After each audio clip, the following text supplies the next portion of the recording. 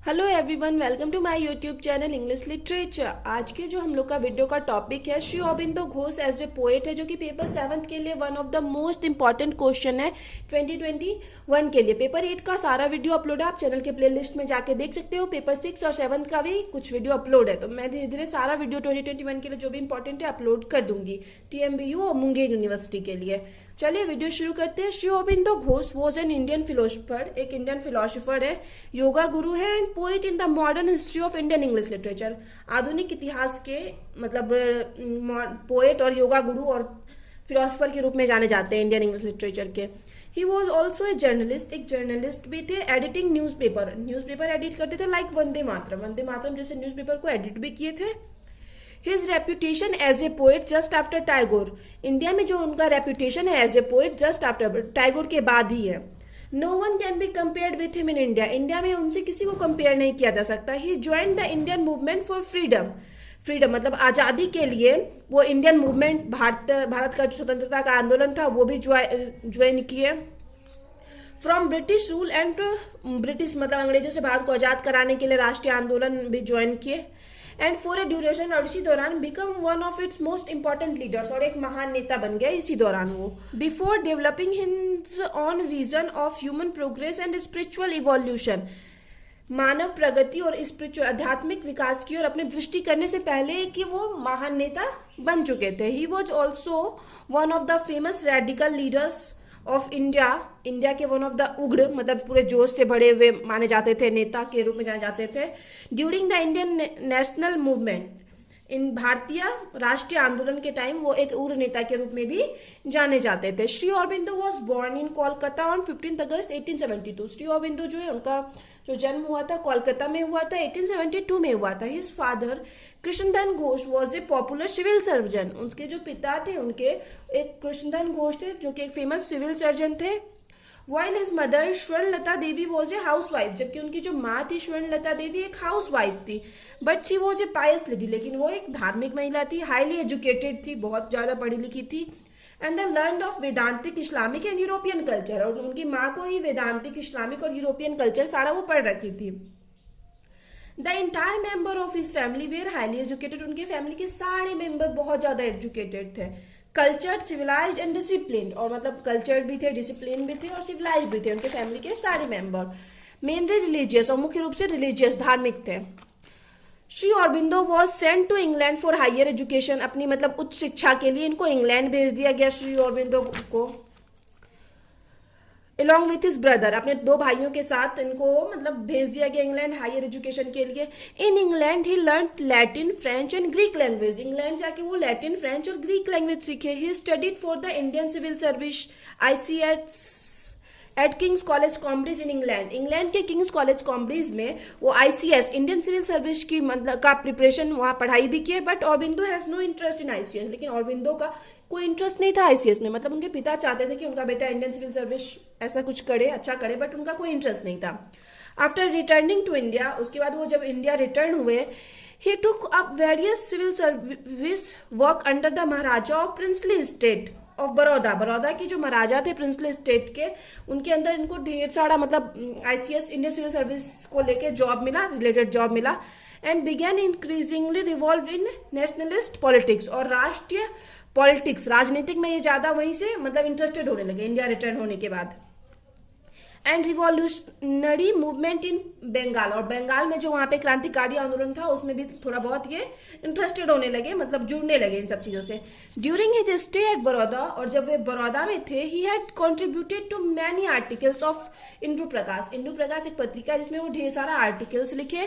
Once he was arrested, एक बार उनको arrest कर लिया गया, because he started writing articles against the British rule in India, क्योंकि एक बार ये क्या कहते हैं ब्रिटिश रूल, अंग्रेजों के खिलाफ कोई आर्टिकल लिख दिए थे, इस वजह से इनको अरेस्ट कर लिया गया था। During his stay in jail, जब वे जेल में थे, view of life was change, his view of life was change due to spiritual experience and realisation, आध्यात्मिक एक्सपीरियंस और रियलाइजेशन की वजह से जब वे जेल में थे तो उनका जो लाइफ को लेके व्यू था ना वो चेंज हो गया। When he was released from the jail, और जब उनको जेल से रिलीज किया गया, he moved to पौंडीचेरी, वो पौंडीचेरी चले गए लिविंग पॉलिटिक्स, और उसी समय वो पॉलिटिक्स को छोड़ देते हैं फॉर स्पिरिचुअल वर्क्स, आध्यात्मिक काम के लिए, स्पिरिचुअल वर्क्स के लिए वो पॉलिटिक्स को छोड़ देते हैं और पौंडीचेरी चले जाते हैं जेल से छूटने के बाद। इन पौंडीचेरी में Aurobindo develop the a method of spiritual practice, एक स्पिरिचुअल प्रैक्टिस का मेथड डेवलप करते हैं, आध्यात्मिक अभ्यास का। The central theme of his vision was the evolution of human life into A life divine. उनके जो विजन, उनका जो मेन वर्क काम था, मतलब सेंट्रल थीम था उनके काम जो भी था, क्या, the evolution of human life, human के मतलब मानव के जीवन का विकास करना इनटू ए लाइफ डिवाइन, दिव्य जीवन में मानव जीवन को दिव्य जीवन के रूप में बदलना उनके लाइफ का मेन विजन हो गया था। He believed in spiritual relation, वो स्पिरिचुअल रिलेशन में बिलीव करते हैं, आध्यात्मिक रिलेशन में। That not only liberated man but transform in nature, जो सिर्फ इंसान को मुक्त या रिहा नहीं करता बल्कि उसका नेचर भी ट्रांसफॉर्म बदल देता है। His main literary works are, उनका जो मेन लिटरेरी वर्क्स था वो था the life divine, which deals with the theoretical aspect of integral yoga, जो कि इंट्रगल योगा मतलब योगा के सैद्धांतिक पहलुओं से रिलेटेड था। थ्योरेटिकल एक्सेप्ट यानी सैद्धांतिक पहलू से रिलेटेड था। उसके बाद है synthesis of yoga which deals with practical guidance of integral yoga, जो कि योगा के, ये फिर से जो सिंथेसिस ऑफ योगा था जो कि मतलब प्रैक्टिकल व्यवहारिक गाइडेंस यानी मार्गदर्शन से रिलेटेड था योगा के, इंट्रगल योगा के। एंड सावित्री जो कि उनकी one of the famous book collection मतलब पोएम की कलेक्शन है, ए लीजेंड शैम्बुलिक एंड एपिक पोएम, एक लेजेंड शैम्बुलिक और एपिक पोएम है। And his works also include philosophy, और उनके जो वर्क में जो है फिलोसफी भी इंक्लूड होता है, मतलब ढेर सारा दर्शन शास्त्र भी, पोइट्री भी थी और ट्रांसफॉर्मेशन भी था। एंड कमेंट्रीज ऑफ वेदों पे ये कमेंट कुछ किए हुए थे, वो सब भी था। उपनिषद था एंड द भगवद गीता, ये सब का भी मतलब कोई ना कोई लैंग्वेज में चेंज करना, उनके बारे में अपना मतलब रिव्यू देना कि क्या कैसे, तो ये सब भी वो किए हुए थे।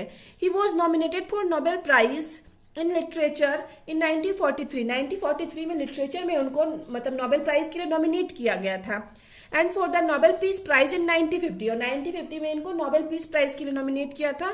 Shri Aurobindo Ghosh wrote a Galaxy of short and religious poem. Shri Aurobindo जो है ना ढेर सारा शॉर्ट मतलब छोटा और धार्मिक कविताएं लिखे।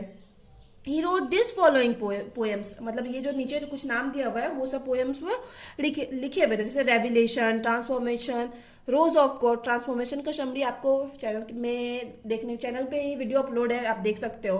The tiger and the deer, ये वीडियो भी ऑलरेडी चैनल पे अपलोड है। A child imagination, the human circle, the idol of human unity as well, ये सब जो उनका है फेमस पोएम है।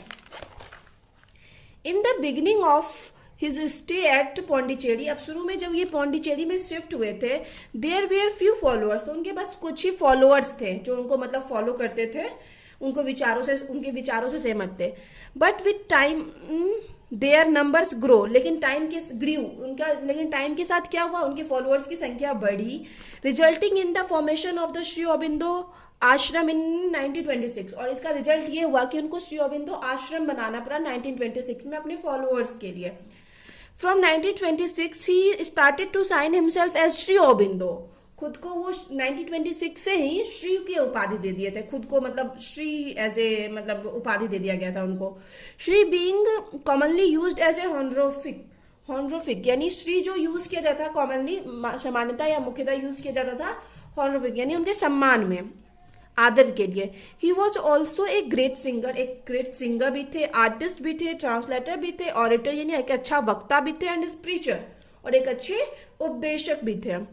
ही got lots of literary prizes, उनको ढेर सारा लिटरेरी प्राइजेस मिला फॉर लिटरेरी वर्क्स, उनके लिटरेरी वर्क्स के लिए। अनीता देसाई जो कि इंडिया की ही फेमस पोइटिश है, नाइसली रिमार्क्स, वो इनके बारे में कहती है, Shri Aurobindo is not a poet, Shri Aurobindo सिर्फ एक पोएट नहीं है, he is a brand of modern Indian poets, ये ब्रांड है, मॉडर्न इंडियन पोएट्स के ब्रांड के रूप में जाने जाता है। सी रिस्पेक्टिवली कॉल हिम, मतलब आदरपूर्वक उनको कहती है, as the reformer of Indian English literature, Indian English literature के सुधारक भी मतलब उनको कहती है। तो इट इज़ नो डाउट, अब यहाँ पे इसमें कोई शक नहीं है, Indian English literature is highly indebted to Shri Aurobindo Ghosh.